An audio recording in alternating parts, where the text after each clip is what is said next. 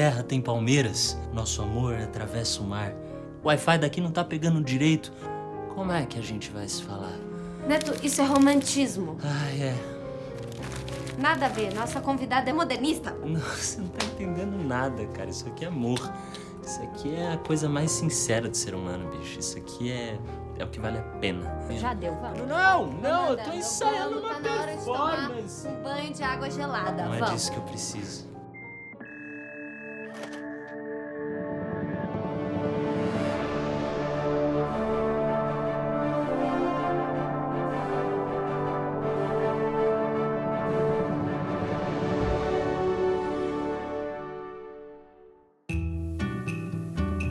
Uma das mais importantes pintoras do movimento modernista. A amante das cores vivas e das paisagens brasileiras. Figura carimbada nas festas e jantares da alta cúpula de artistas de São Paulo. A única, a irreverente, a vanguardista, a mulher por trás de uma das obras mais icônicas já feitas. A garota do Abapuru, Tarsila do Amaral. Tarsila! Que legal que você... Nossa, eu não acredito que você largou a sua época tão animada do começo do século XX, que tava bombando de festa e vida, pra vir aqui. Obrigada. Nossa, eu tô bem curiosa pra saber como é que andam as coisas, né? E a arte? Como é que tá? A arte em si vai bem, sabe, Tarsila? Mas mesmo com as mudanças que a gente viveu até agora, o Brasil ainda tem casos de censura, viu? Mas a gente tá de olho. Só que antes da gente entrar nessas questões todas, assim, de época, sabe, Tarsila? Das transições todas. Fala um pouco pros nossos historimigos, assim, de você, assim, de onde você veio...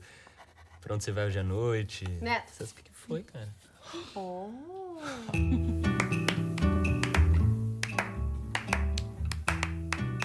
Muito bom. Lindo.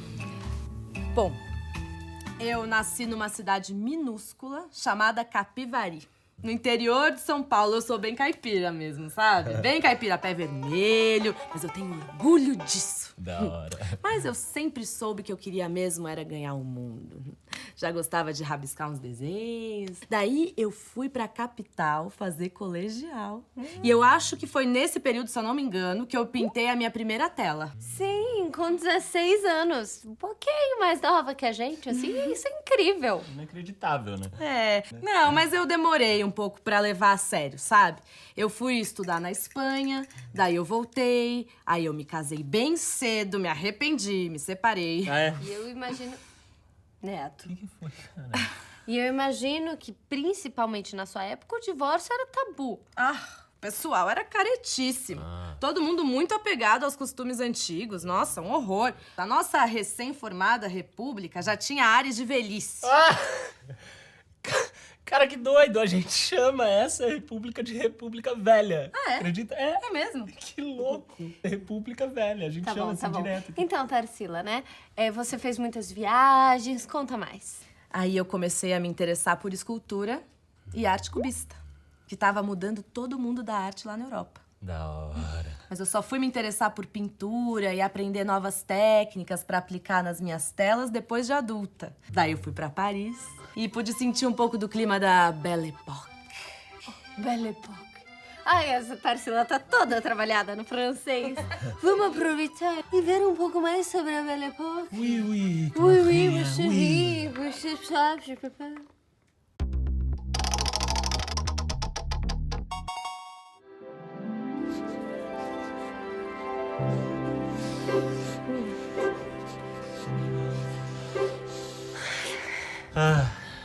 Como é bom respirar.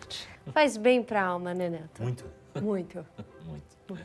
A Belle Époque, meus amigos, que a Tarsila estava citando, foi um momento na história francesa que começou no final do século XIX e terminou, mais ou menos, no começo da Primeira Guerra Mundial, marcado pela esperança. A vida na Europa mudava rapidamente por conta dos avanços tecnológicos que tornavam o cotidiano bem mais simples, mais fácil e muito diferente. Aí tinha política de saneamento público, avanços na medicina que reduziam as taxas de mortalidade, urbanismo, bonde, máquinas a vapor, tinha também bicicleta, avião, automóvel, gente, telefone, Sério, fotografia e cinema! É tudo que eu gosto.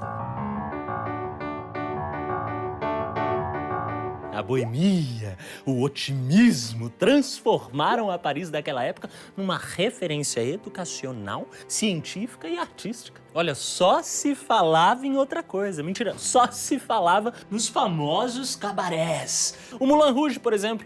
Na literatura ousada, nos artistas originais, nas artes plásticas.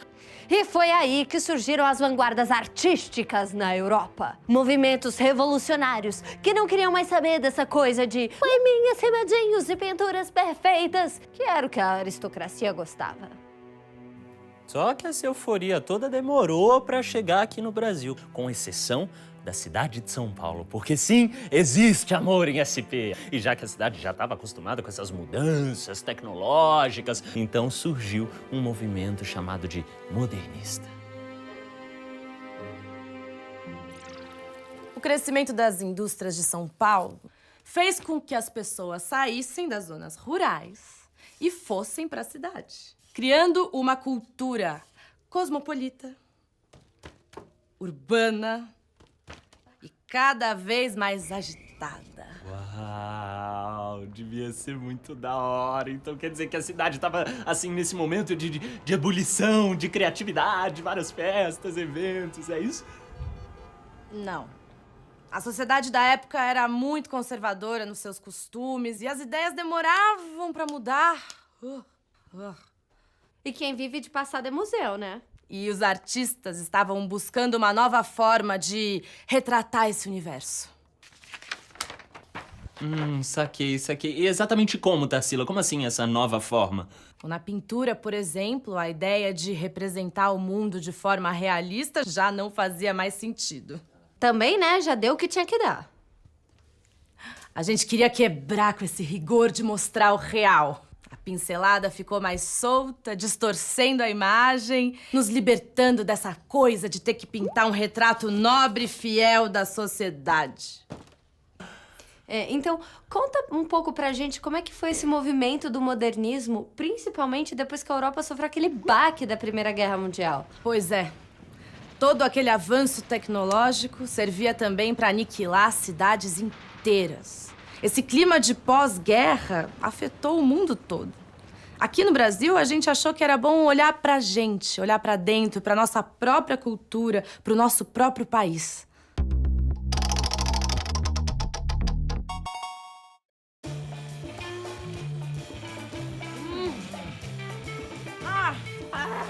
Da República Velha! Não! Não. Chega desse humanismo aristocrático! Chega desse individualismo liberal! Nossa! Não! 5 séculos de arte e cultura europeia!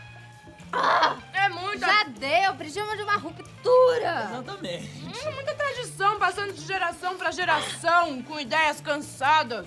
E essa valorização de tudo que vem de fora, sacou? Sendo que a gente tem aqui uma cultura riquíssima. Precisamos mostrar o Brasil de verdade. O nosso povo sofrido, marginalizado, as comunidades periféricas, sem romantismo, sem floreios. Sim. Queremos uma linguagem coloquial, gírias, irreverência, humor, regionalismo, linguagem da rua, tudo ao mesmo tempo. E repúdio às fórmulas clássicas, inclusive. Viva a cultura de caráter nacional! Viva o movimento antropofágico! Viva! Ô, Tarsila, e eu sei que o movimento antropofágico marcou bastante o modernismo no Brasil, né? Sim. A ideia da antropofagia veio dos nossos índios canibais. Esse termo quer dizer o ato de comer partes de seres humanos de forma ritualística. Uau. Era isso que o nosso movimento antropofágico queria fazer. Comer as influências estrangeiras, misturar com a cultura brasileira, digerir para então criar.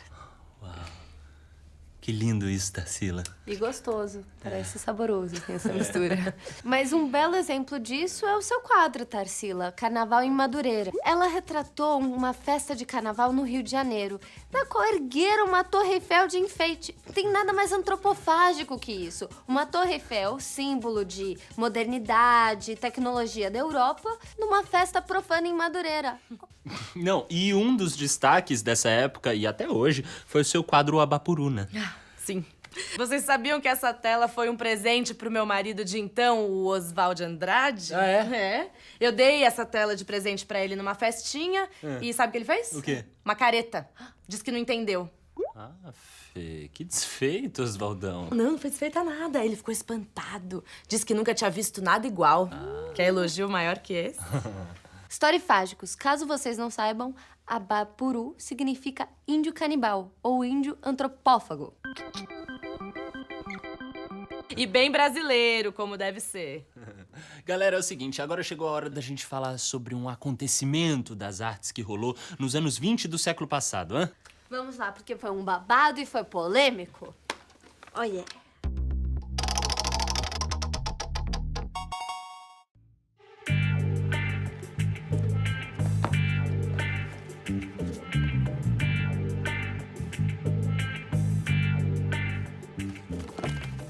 Tarsila, como foi pro povo toda essa modernização? Foi um período de crescimento da classe média. E em 1917, por exemplo, teve uma greve dos operários, lutando pelos seus direitos. Bacana. E em 1922 foi outro ano que ferveu de acontecimentos, né? Com o centenário da independência política, a fundação do Partido Comunista Brasileiro e, é claro, um evento cultural único, né? Sim. A Semana de Arte Moderna de 22. Tudo, né, Tarsila? Patrocinado pela Sociedade Paulista. Porque, pelo que eu li, membros da elite cafeicultora alugaram o Teatro Municipal de São Paulo para receber esse novo tipo de arte. Sim, eu não vou negar que o patrocínio veio em boa hora.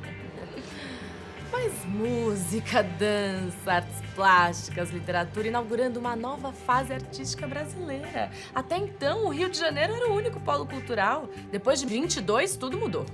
Então, por todo esse fervo cultural, valeu a pena? Tinha uma galera muito VIP confirmada no evento, né? Foi a Anitta Malfatti, Mário de Andrade, Manuel Bandeiro, Heitor Villa-Lobos. Meu Deus, era muita gente. E todos eles causando dentro e fora de palco, né? Buscando essa raiz brasileira, indígena, caipira, africana. Isso aí, Clara. Entre vaias e aplausos, os primeiros modernistas fizeram história. É isso aí, Tarsila. A gente também pensa assim no canal, sacou? Tem que olhar pra trás pra seguir em frente sempre. Como eu disse, quem vive de passado é museu, futuro a gente faz agora. E foi uma delícia fazer o programa com você. É uma pena que a gente tem que se despedir. Mas já? Já. Eu queria tanto voltar com você. Conhecer a década de 20, as festas e conhecer a Pagu. Eu ia te amar também. Você acha? Vamos comigo. Não pode! Não pode. Você tem uma provinha amanhã, esqueceu? Não pode. História, amigos, é o seguinte, o programa de hoje foi realmente sensacional, mas semana que vem vocês não podem perder, porque tem uma convidada muito especial. Maria Bonita! Você chegou a conhecer? Não? Mas tudo bem. Não esquece de curtir e compartilhar. Isso, tchau.